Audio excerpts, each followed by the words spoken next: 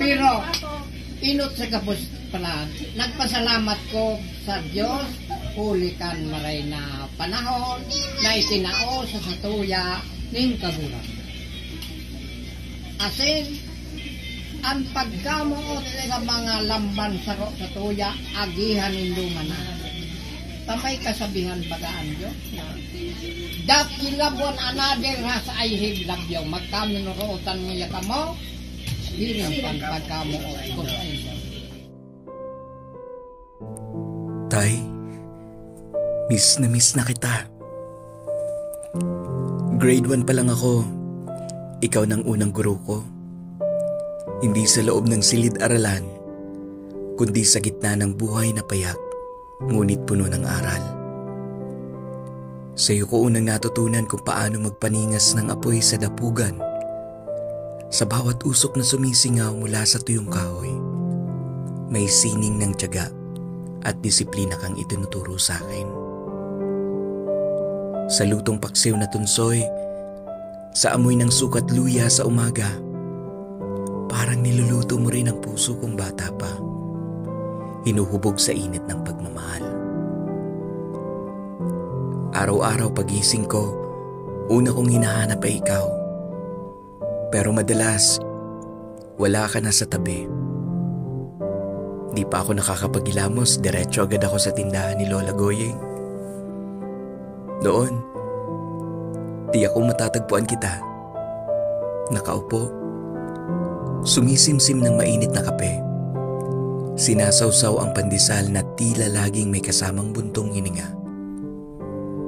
Hindi mo man sabihin, alam kong may iniisip ka. May binubuhat kang hindi ko pa kayang arukin.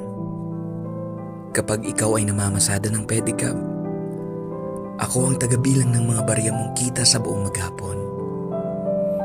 Sa bawat kalansing nito, naririnig ko ang sipag mo, ang sakripisyo, at ang katahimikan mong puno ng kabayanihan.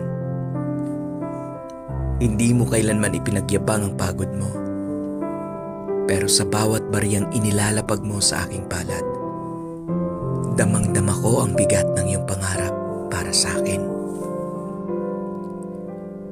Kapag ikaw ay umaakyat ng niyog para sa kopra, dala ng init at panganib, lagi mong inuuna ang pagkuha ng buko para sa akin. Pantawid uhaw mo yan, anak. Sabi mo. Sa simpleng alok na yon, ramdam ko ang lalim ng malasakit. Kahit nasa itaas ka ng puno, mataas din ang iyong pangunawa sa aking pangangailangan. Minsan kapag nagpapabunot ka ng puting buhok, biro mo pa. Di ka naman pagpapawisan dyan. Sa bawat tiblang binubunot ko, para akong humihila ng kasaysayan, ng hirap, ng panahon, ng pag-ibig mong unti-unting pinaputi ng mga araw. At kapag ako'y nag-aalmusal na halos tanghali na, palagi mong bulyaw, ang kalabaw! Namumuti na ang mata, bumangon ka na, pakainin mo na. Ngayon, tayo wala ka na. Tahimik na ang umaga. Wala na ang bulyaw mo. Ang kape mong may singaw ng pagod. Ang buko mong malamig at matamis.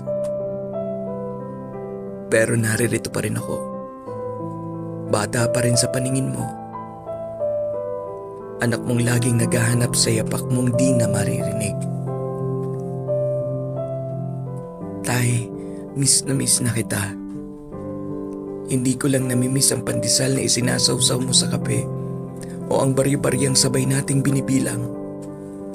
Miss na miss ko ang paraan mong magmahal. Tahimik pero buo.